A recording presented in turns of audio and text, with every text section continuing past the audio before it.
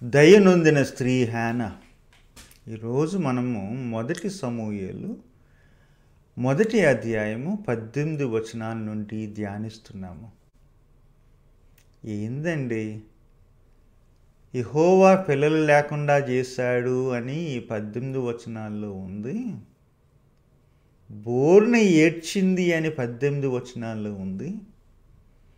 దయనొందిన స్త్రీ అంటారేంటి? కారణం ఉంది. దయనొందింది కాబట్టి ఆమె పేరు హానా. అంతేకాదు, పిల్లలు పుట్టకముందే ఆ 18వ వచనంలో ఏం రాయబడిందంటే ముఖం క్లియర్ చేసుకుంది. దుఃఖముఖిగా కాక ఆ ఏడుపు ముఖాన్ని పక్కన పెట్టి ధైర్యంగా లేచి ఇంటికి వెళ్ళింది. కారణం, యెహోవా తన మొరను విన్నాడు. యెహోవా తనను దర్శిస్తాడు అన్న ధైర్యం. ఈ దయ, ఆ ధైర్యం ఎక్కడ దొరికింది అంటే ప్రజలతో ఉన్నప్పుడు కాదు, పండుగలో ఉన్నప్పుడు కాదు, ఏకాంతంగా సన్నిధికి, షిలోలో ఉన్న సన్నిధికి వెళ్ళి యెహోవా ముందు తన యొక్క బరువుని భారాన్ని కృమ్మరించినప్పుడు కలిగింది దయ, ధైర్యం. భారమంతా తేలికైపోయింది. ఏడుపు ముఖం పక్కన పెట్టింది. ధైర్యంగా మళ్ళా తన యొక్క దారిన తన కుటుంబంతో వెళ్ళిపోయింది. హానా గురించి చెప్పినప్పుడు మనకి తెలుసు, చాలామంది ప్లేయర్స్ ఉన్నారు. ఒకళ్ళేమో మనం ఎక్కువ ఫోకస్ చేసేది విసిగించి కోపం తెప్పించిన సవితి, తన యొక్క భర్తకు రెండవ భార్య. ఎవరంటే అర్థం చేసుకోలేడు, పలకరించలేడు మహానుభావుడు భర్త ఎల్కానా. ఎవరంటే గుడికి వెళ్తే కనీసం పాదిరి గారు వింటారు అంటే అలా కాదు, అపార్థం చేసుకున్న యాజకుడు ఏలి. ఇక్కడ కనబడింది ఎవరంటే పండగలో ప్రజలు, కాకులు, ఈ లోకులు అంటాం కదా. పలకరించున్నాం అనుకుంటున్నారు కానీ పలకరించినప్పుడల్లా బాధ పెడుతున్నారు, మాటలతో అవమానిస్తున్నారు. వాళ్ళు తన బ్రతుకు వీళ్ళతో జీవించాల్సి వస్తుంది, ఇలాంటోళ్ళతో జీవించాల్సి వస్తుంది. మీరు అనుకున్నారో లేదు కానీ నేను అప్పుడప్పుడు అనుకుంటాను, పెద్దింట్లో పుట్టకూడదు, పెద్దింట్లో పెరగకూడదు, పెద్దింట్లోకి బియ్యం అందకూడదు. ఎందుకంటే ప్రజలతో బ్రతకాలి, ప్రజల కొరకు బ్రతకాలి, ప్రజలు కావలసినట్లు బ్రతకాలి. మనల్ని మనలుగా ఉండనివ్వరండి, మనల్ని మనలుగా బ్రతకనివ్వరండి. ఏం చేస్తారు? అందరి గురించి ఆలోచించాలి. మనం నవ్వితే ఏమనుకుంటారో, మనం ఏడుస్తే ఏమనుకుంటారో. నవ్వు రానప్పుడు నవ్వాలి, ఏడుపు రానప్పుడు ఏడుపు వచ్చినట్టు నటించాలి. కష్టమైన బ్రతుకులు పెద్దింట్లో బ్రతకడం. అందరి కోసం బ్రతకాలి. వాళ్ళు చెప్తారు, నా ఆశ ఇది, నా కోరిక ఇది, నా అంచనా ఇది, నువ్వు ఇలాగ ఉండాలి, ఇలాగ ఉండకూడదు, నువ్వు పిల్లలు కనాలి, నువ్వు పిల్లలు కనకూడదు, నువ్వు పెళ్లి చేసుకోవాలి, మరలా పెళ్లి చేసుకోకూడదు. ఇవన్నీ వాళ్ళే చెప్తారు, ప్రజలు చెప్తారు. వాళ్ళ కోసం బ్రతకాలి. మనల్ని బ్రతకనెవరు? మన కోసం వాళ్ళు బ్రతకరు. ప్రాణాలు తీసే లోకులు ఈ కాకులు. కాకులు మంచియాలండి, ఇంత ప్రమాదకరమైన లోకులతో పోల్చకూడదు. నిజానికి అందరి కొరకు మందలో ఉండాలి. మందులో ఉన్నప్పుడు, ప్రజల్లో ఉన్నప్పుడు మన యొక్క ఒంటరితనం వాళ్ళు గమనించరు. ఎంత ప్రజల్లో ఉంటే అంత ఒంటరితనం పెరుగుతుంది. అలాంటి కుటుంబాల్లో హానా అలాంటి కుటుంబానికి బియ్యం అందుకుంది. ఒక పెద్దింట్లో పిల్లోడిని చేసుకుంది ఎల్కానా. పెద్దిల్లు అని ఎందుకు అంటున్నారండి మీరు అంటుంటే మీకు గమనించలేదు. కానీ ఆ మొదటి 4 వచనాల్లో తన యొక్క తండ్రి గురించి, తాత గురించి, ముత్తాత గురించి, ముమ్మతాత గురించి రాయబడి ఉంది. అంటే ఇది పెద్దిల్లే. ఈ కథకుడు వింటున్న వాళ్ళకి ఏం చెప్తున్నాడంటే ఇది మామూలు కుటుంబం కాదు, ఇది పెద్దోళ్ళు కుటుంబము. వాళ్ళ పేర్లు చెప్తే, ఆ ఇంటి పేరు చెప్తే ఊరే కాదు వాళ్ళ దేశం అంతా తెలుసు, వాళ్ళ ప్రజలందరికీ తెలుసు, వాళ్ళ జాతి అందరికీ తెలుసు. అంత ఫేమస్ అన్నమాట. ఇది మన ప్రసంగికులు ఉంటారు కదా అలాగా, లేకపోతే మన నటులు యాక్టర్స్ ఉంటారు కదా సెలబ్రిటీస్ అలాగా, మన పొలిటీషియన్స్ ఉంటారు కదా అలాగా. మనోడు ఒక పూజారి గారింట్లో, పూజారుల ఇంట్లో, అహరోను వంశం, ఓకే, పెద్దోళ్ళ ఇంట్లో పుట్టాడు. అలాంటి చేసుకుంది ఆయన. అంత ఈజీ కాదు. అందరూ చూస్తున్నారు. ఎందుకు, దేని కొరకు చూస్తున్నారు? హానా బాగోగుల గురించి చూడడం లేదు, ఎల్కానా ఆనందం గురించి కూడా చూడడం లేదు. వీళ్ళు ఎప్పుడు కంటారో పిల్లని, ఆ పిల్లని కూడా కాదు, పిల్లోడిని, పుట్టే పిల్లోడు మాకు యాజకుడు అవుతాడని వాళ్ళకి ఆశ. మనలాంటి రకాలేనండి. మొన్నే కదా పెళ్ళి అయింది, వాళ్ళ కాపురం వాళ్ళు చేసుకుంటారు, వాళ్ళు బతుకుతామని కాదు. ఎప్పుడు కంటారా? ఎప్పుడు మాకు ఒక పూజారి పుడతాడా అని చెప్పేసి. మరి అహరోను వంశం కదా, అక్కడి నుండి రావాలి, అందరూ ఎక్స్పెక్ట్ చేస్తున్నారు. సమస్య ఏంటంటే ఎల్కానా పెళ్లి చేసుకున్నాడు కానీ ఎల్కానా కనలేడు. ఎవరు కనాలి? ఎల్కానాను పెళ్లి చేసుకున్న స్త్రీ కనాలి, హానా కనాలి. అనుకున్నట్టు అవ్వలేదు. అక్కడ రాయబడింది అంటే పేరు దయ పొందిందే కానీ యెహోవా తనకు సంతు లేకుండా చేశాను అని రాయబడి ఉంది. మరి ఎందుకో అక్కడ ఏదో పాఠం ఉంది. ఆమెకే కాదు పాఠం, మనకు కూడా పాఠం ఉంది. జాగ్రత్తగా వినండి. ఓకే, ఇంకా లాభం లేదు, సంవత్సరం చూసాము, 2 సంవత్సరం చూసాము అని చెప్పేసి ఏం చేశారంటే మనకి ఈ కుటుంబంలో రావాలని చెప్పేసి మర్చిపోకండి, ఆ కుటుంబంలో కూడా రైవలరీ ఉంది. ఓకే, ఆ ఇంట్లో పుట్టిన వాళ్ళు ప్రతి ఒక్కరు పూజారులు అవరు, కొంతమందికి అవకాశం ఉంటుంది. సో చూశారు. ఆ చూస్తున్న సమయంలో పెద్దోళ్ళు ఏమన్నారంటే అని ఉంటారు, అక్కడ రాయబడి లేదు, అని ఉంటారు ఏంటంటే ఇదిగో ఎల్కానా మనకి ఎలాగా కొడుకు పుట్టాలి కాబట్టి ఇదిగో ఈ మనిషిని చేసుకోమని చెప్పేసి పెనిని నాకు పెళ్లి చేశారు. చేయటం జరిగింది. వెంటనే పిల్లలు, కొడుకులు కూతుర్లు వరుసగా ఫుల్ టైం పుట్టడం ప్రారంభించారు. అక్కడ ల్యాబ్ నుండి రిజల్ట్స్ వచ్చినప్పుడల్లా, పుట్టినప్పుడల్లా ఒత్తిడి ఎవరికంటే హన్నాకు.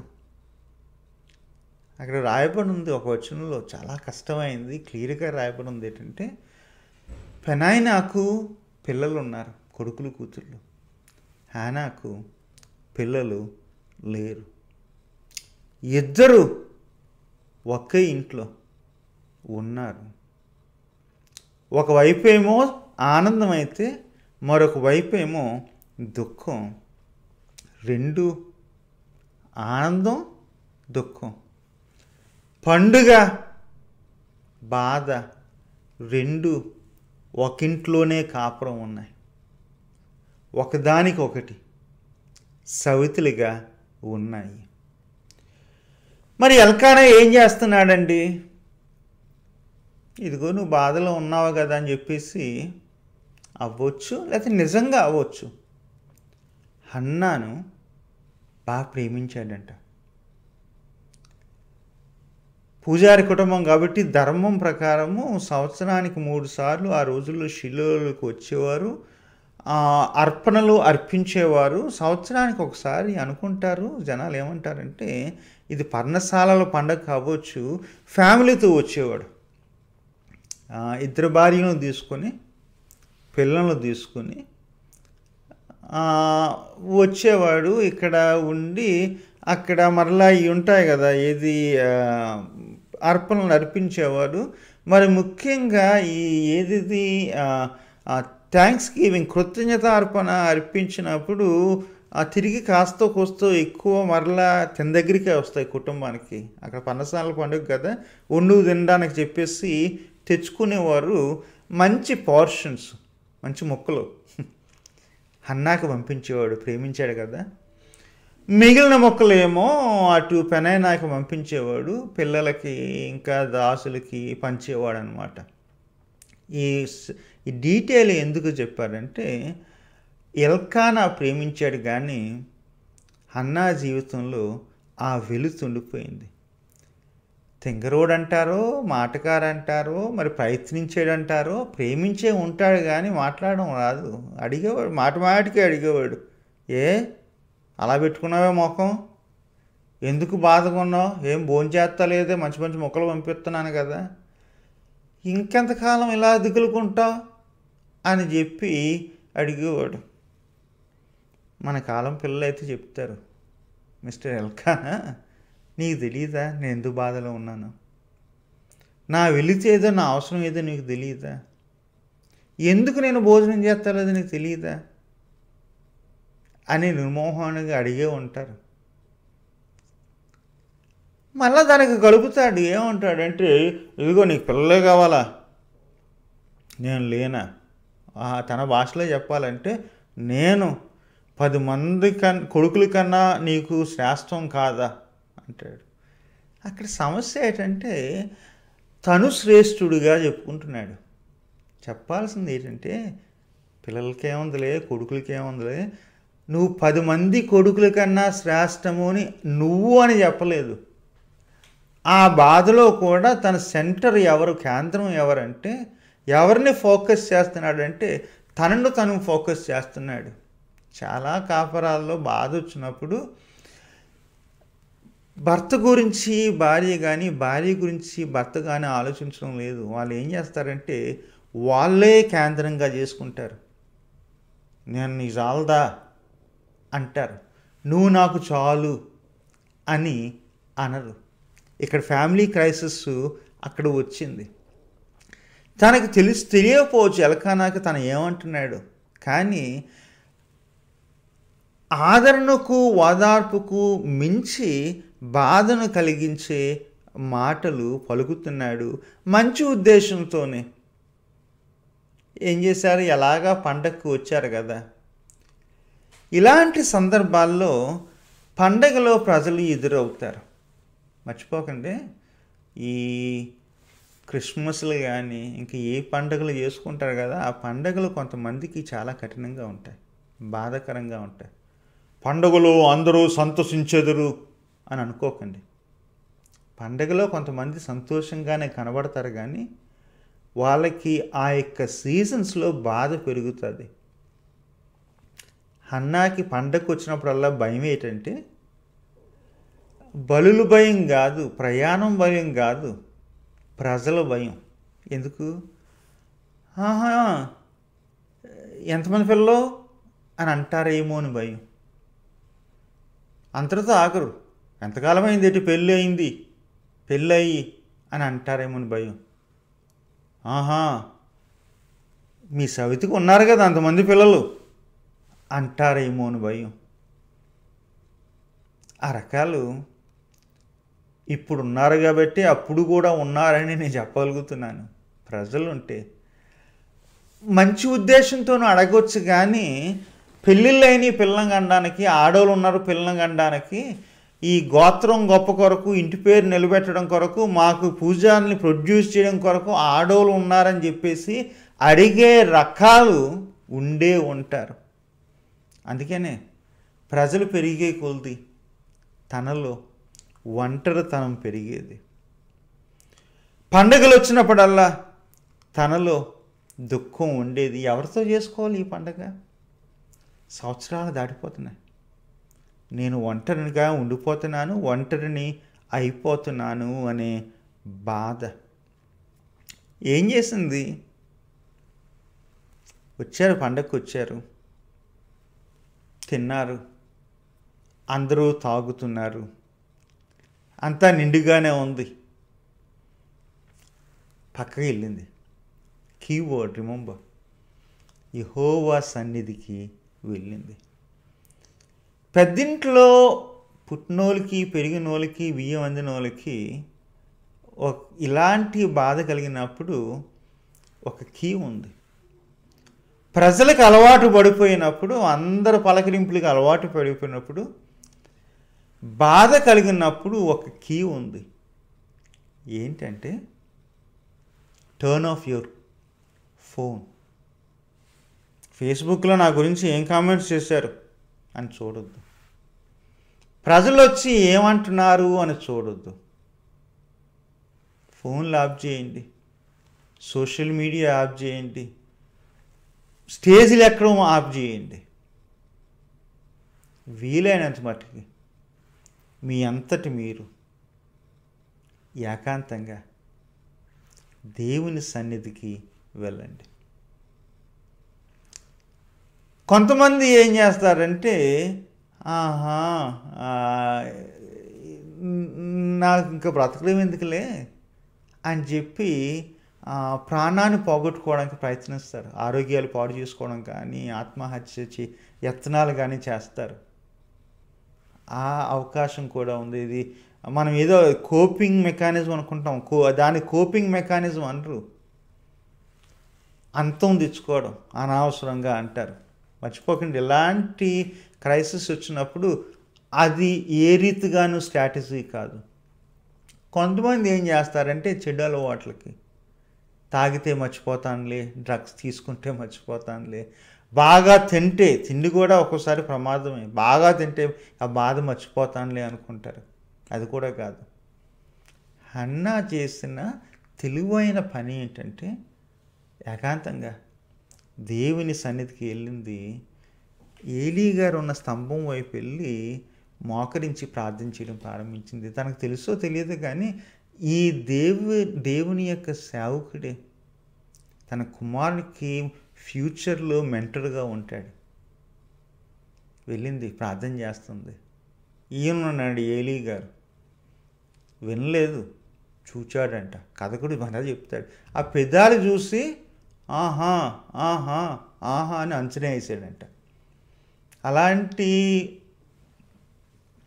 పాదిరులు ఉన్నారు, నాయకులు ఉన్నారు, పెద్దోళ్ళు ఉన్నారు. గుండెలో ఉన్న బాధ చూడరు, పెదాలు చూస్తారు. ఆహా ఆహా ఆహా అని అంచనా వేసేస్తారు. వేసి కుదురు ఉంటారా? వచ్చేసి అంటాడంటే, ఏంటి నువ్వు మత్తుగా ఉన్నట్టున్నావు, బాగా తాగేసినట్టున్నావు, మీ ఇంట్లో అందరూ తింటున్నారు, తాగుతున్నారు, నువ్వు కూడా తాగేసి ఇక్కడికి వచ్చావు అని చెప్పేసి అనుమానించి అనేసాడు. అప్పుడు తన సమాధానం ఇచ్చింది, క్లియర్గా చెప్పింది, అది కాదు అని చెప్పింది. గమనించండి, ఎవరన్నా అనవసరంగా అబండాలు వేస్తున్నప్పుడు మౌనంగా ఉండాల్సిన పని లేదు, క్లియర్గా చెప్పాలి.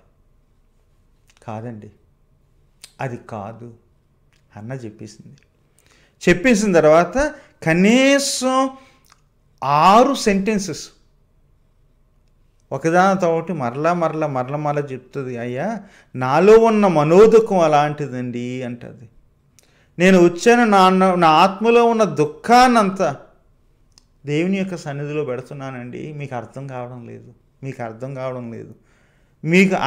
కావడం లేదని ఇండైరెక్ట్గా 6 సార్లు తనలో ఉన్న తన బాధనంతా చెప్పేది. నాకు ఇక దిక్కు లేదండి, దిక్కు లేక ఇక్కడికి వచ్చాను, ఇక పలకలేక నాలో నేను ప్రార్థన చేస్తున్నాను అని అతి స్పష్టంగా చెప్పేసింది. ఏలీ గారు అబండాలు వేసిన ఒక అవకాశం ఇచ్చాడు. తనలోనున్న బాధను నోరు విప్పి చెప్పనిచ్చే అవకాశం చెప్పనిచ్చాడు.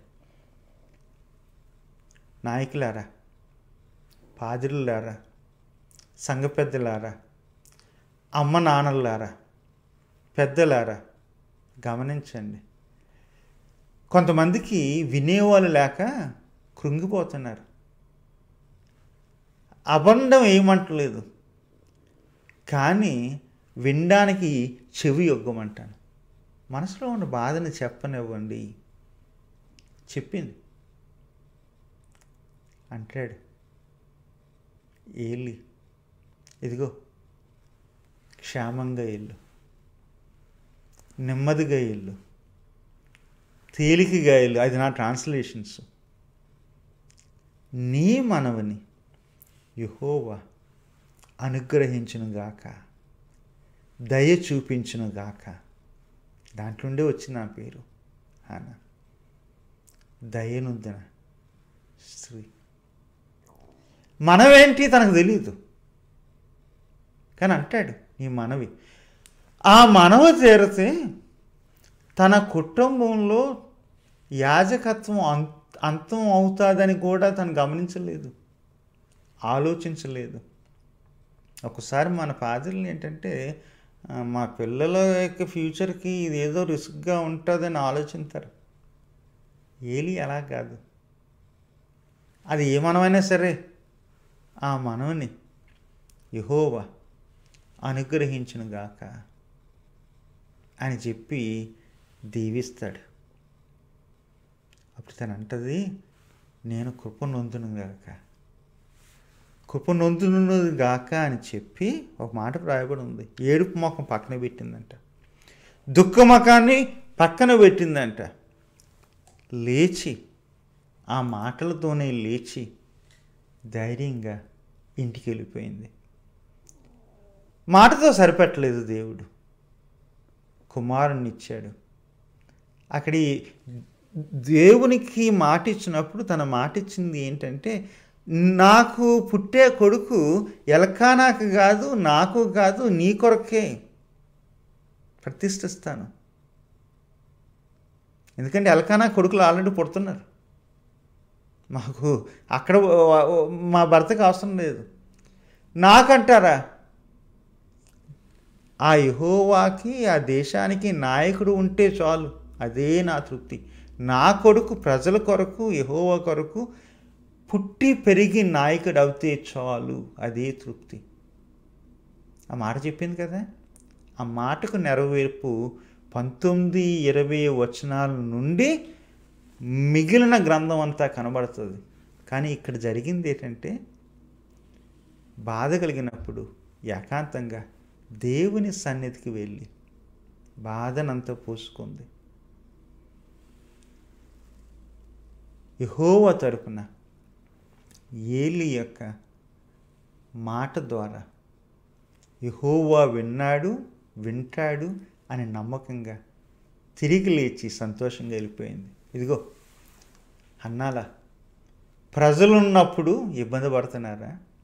పండగలు వచ్చినప్పుడు దుఃఖపడుతున్నారా? లైఫ్లో ఏదైనా వెళుతుండి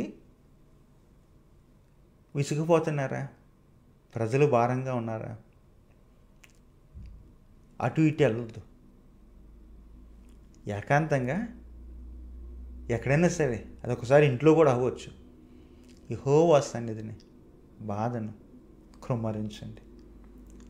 దయ, కృప అప్పుడు కలుగుతుంది. ఉంటాను మరి, సెలవు.